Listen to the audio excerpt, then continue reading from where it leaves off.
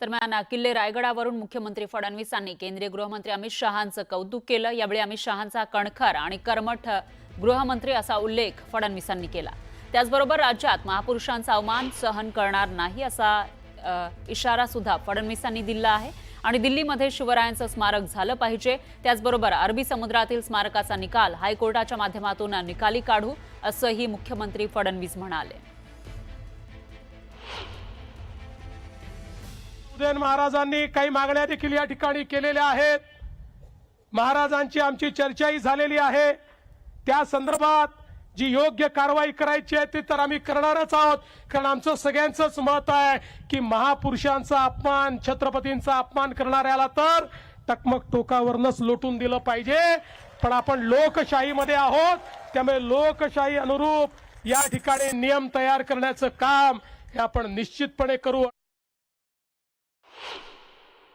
या ठिकाणी अरबी समुद्रातलं जे स्मारक आहे ते सुप्रीम कोर्टात अडकलं, पण आता सुप्रीम कोर्टाने ते हायकोर्टाला पाठवलंय।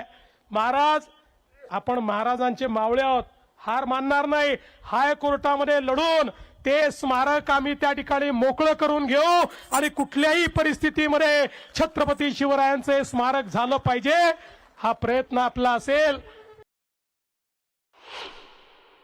मैं आदरणीय गृहमंत्री जी से इतना ही निवेदन करना चाहता हूं कि हमारे उदयन महाराज ने जो बात कही वो बात बहुत महत्वपूर्ण है कि दिल्ली में भी छत्रपति शिवाजी महाराज का एक राष्ट्रीय स्मारक होना चाहिए।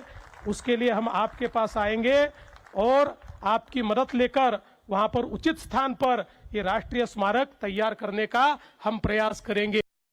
तर केंद्रीय गृहमंत्री अमित शहांनी किल्ले रायगडावर जाऊन शिवरायांना अभिवादन केलं।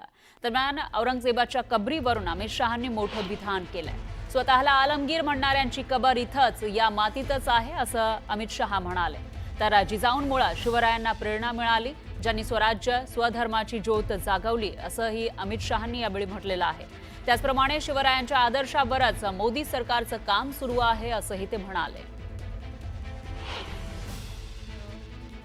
चारों ओर आदिलशाही, मुगलशाही, निजामशाही से घिरा हुआ ये महाराष्ट्र हिंदवी स्वराज में बदल गया और कुछ ही सालों में यहां से अटक से कटक तक, बंगाल तक, दक्षिण में तमिलनाडु तक, गुजरात समेत समग्र देश को स्वराज का स्वप्न सफल होता हुआ दिखाई पड़ा।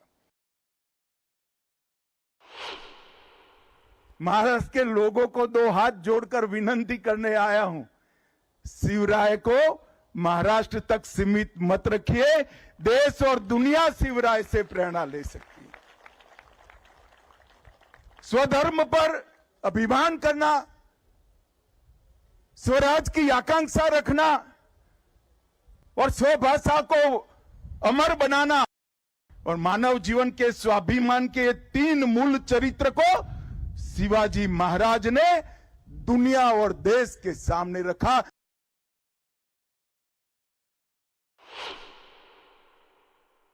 शिवाजी महाराज का मतलब संकल्प है, शिवाजी महाराज का मतलब समर्पण और बलिदान है, शिवाजी महाराज का मतलब शौर्य है, शिवाजी महाराज का मतलब स्वाभिमान है और शिवाजी महाराज का मतलब स्वराज की अमर जिजीविषा है। ये सब संस्कार आज भारत के बच्चे बच्चे में प्रस्थापित करने के लिए ठीक ही कहा कि शिव चरित्र को महिमा मंडित करना चाहिए।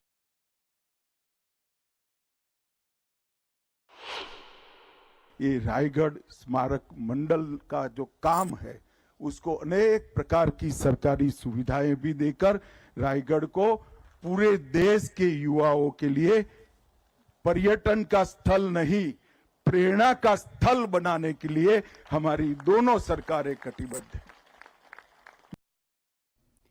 पाहूयात पुढची बातमी। अमित शहा आज रायगड दौऱ्यावर आहेत। रायगड किल्ल्यावरील कार्यक्रम आटोपल्यानंतर ते राष्ट्रवादी काँग्रेस अजित पवार गटाचे खासदार सुनील तटकरे यांच्या निवासस्थानी भोजनाला गेलेत। अमित शहा यांच्या या दौऱ्यामुळे पुन्हा एकदा पालकमंत्री पदाची चर्चा सुरू झाल्याचं दिसतंय। गेल्या काही दिवसांपासून रायगड जिल्ह्याच्या पालकमंत्रीपदाचा तिढा कायम आहे. शिवसेना आणि राष्ट्रवादीमधील वादामुळे रायगडचं पालकमंत्रीपद स्थगित करण्यात आलं होतं.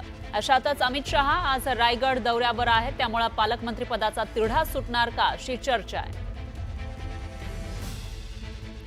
तर पालकमंत्रीपदाचा तिढा आता तरी सुटणार का हा सवाल उपस्थित होतोय, कारण भाजपचे सगळ्यात मोठे जे नेते आहेत अमित शहा हे महाराष्ट्रामध्ये आहेत आणि तेही रायगडमध्ये आहेत आणि रायगडच्या पालकमंत्रीपदाचा तिढा बऱ्याच दिवसांपासून कायम आहे. त्याच्यामध्ये शिवसेना आक्रमक दिसते, आपल्यालाच पालकमंत्रीपद मिळावं या मागणीसाठी, तर दुसरीकडे राष्ट्रवादीही आग्रही आहे. दरम्यान भरत गोगावलेंनी तटकरेंच्या घरी जाणं टाळल्याची माहिती समोर येते. अमित शहा तटकरेंच्या निवासस्थानी गेलेले आहेत भोजनासाठी, मात्र भरत गोगावले ज्यांची आग्रही मागणी आहे आपल्याला पालकमंत्रीपद मिळावं अशी, ते मात्र तटकरेंच्या घरी गेले नाही अशी माहिती. आणि याविषयी अधिक माहितीसाठी आपले प्रतिनिधी मोहन जाधव हे आपल्यासोबत जोडले गेले आहेत. मोहन, काय सांगाल? एकीकडे तटकरेंची जी मुलगी आहे त्यांचा दावा आहे पालकमंत्रीपदावर, तर दुसरीकडे भरत गोगावलेंचा. मात्र तटकरेंच्या घरी जेव्हा केंद्रीय गृहमंत्री भोजनाला जातात त्यावेळेला भरत गोगावले तिथं गेले नाही, याचा अर्थ काय घ्यायचा? हा, बरोबर आहे. सुतारवाडीत तटकरे, खासदार तटकरे, सुनील तटकरे यांच्या इथे केंद्रीय मंत्री अमित शहा आणि उपमुख्यमंत्री देवेंद्र फडणवीस, उपमुख्यमंत्री एकनाथ शिंदे आणि दुसरे उपमुख्यमंत्री अजित पवार या ठिकाणी आले आहेत. पण सकाळी ते सुनील तटकरे बोललेत की मी भरत गोगावले यांना आमंत्रण दिलेलं आहे, त्यांनी यायला पाहिजे. पण आता जेव्हा हे सगळं मंत्रिमंडळ या ठिकाणी आलं, पण त्या गाड्यांमध्ये भरत शेठ दिसत नाहीत. भरत शेठ नाराज असल्याचं असं होऊ शकतं, पण आमंत्रण दिलंय तरी भरत शेठ आलं नाही. कालपासून आपण बोलतोय अमित शहा जे तटकरेंच्या घरी भोजनासाठी येणार होते. पालकमंत्र्यांचा तिढा सुटेल की नाही आज संध्याकाळपर्यंत कळेल. या भोजनाच्या नंतर जी चर्चा होईल त्या ठिकाणी काय होतंय चर्चा आता बघायला मिळेल. पण ह्या ठिकाणी भरत शेठनी येणं या ठिकाणी टाळलेलं आहे. निश्चितच एकूणच भरत शेठनी त्या ठिकाणी जाणं टाळल्याचं दिसतंय, त्यामुळे त्यांचा पत्ता तर कट झालेला नाहीये ना, की पालकमंत्री तेच होणार, अशा अनेक सवाल उपस्थित होत आहेत. दरम्यान धन्यवाद तुम्ही दिलेल्या या सविस्तर माहितीसाठी. या विषयीची अपडेट आपण घेत राहूयात.